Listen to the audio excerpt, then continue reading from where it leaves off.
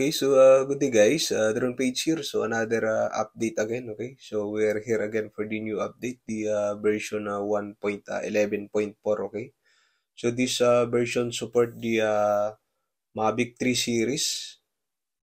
So we will try in our Mini 2 as usual. So I tried yesterday the quick shot. Okay, and I encountered that they improve the range of the quick shot. Okay.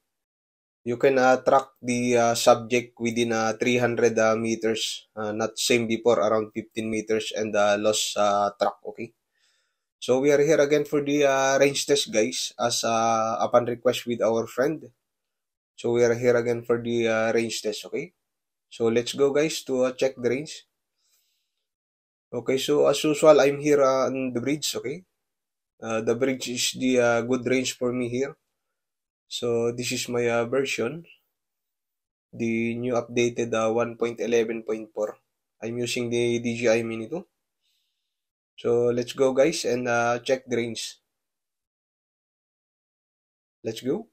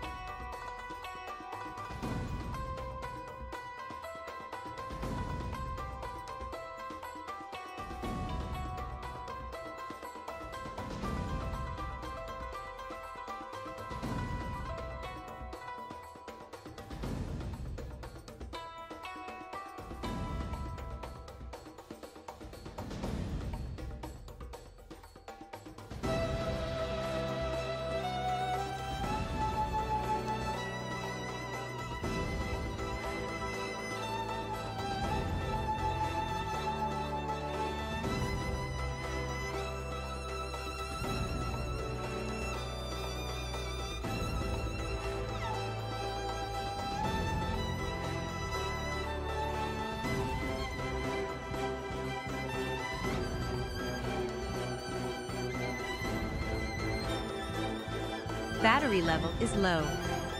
Aircraft will return to the home point in 10 seconds.